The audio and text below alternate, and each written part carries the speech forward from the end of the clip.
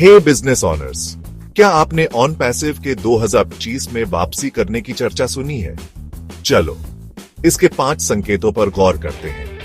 पहले एक छोटा सा रिकैप। ऑन पैसिव ने धमाकेदार शुरुआत की थी। बिजनेस के लिए कमाल के एआई सॉल्यूशंस देने का वादा किया था, लेकिन जल्द ही कंट्रोवर्सीज शुरू हो गए। ज्यादा वादा और कम डिलीवरी के इल्जाम, फिर एक लंबी खामोशी। अब वापसी की अफवाहें जोर पकड़ रही हैं। तो इस नए इंटरेस्ट का कारण क्या है? पहला, ढेर सारे पोस्ट्स, अपडेट्स और कुछ टीजर्स भी हैं। क्या ये उनकी बड़ी वापसी की शुरुआत हो सकती है? दूसरा, पार्टनरशिप्स की चर्चा।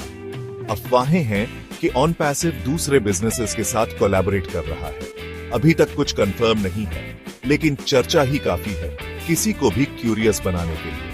तीसरा, प्रोडक्ट डेवलपमेंट के हिंट्स। नए प्रोडक्ट्स और सर्विसेज पर स्पेकुलेशन जोरों पर है।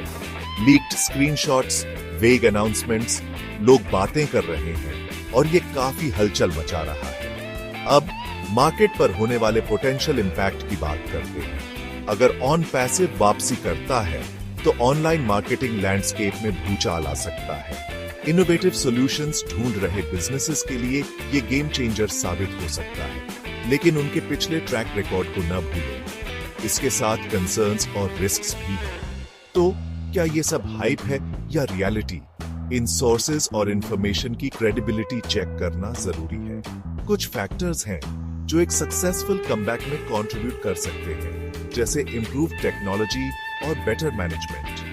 लेकिन ऑन पैसिव को पब्लिक का ट्रस्ट वापस जीतने में चैलेंजेस का सामना करना पड़ेगा।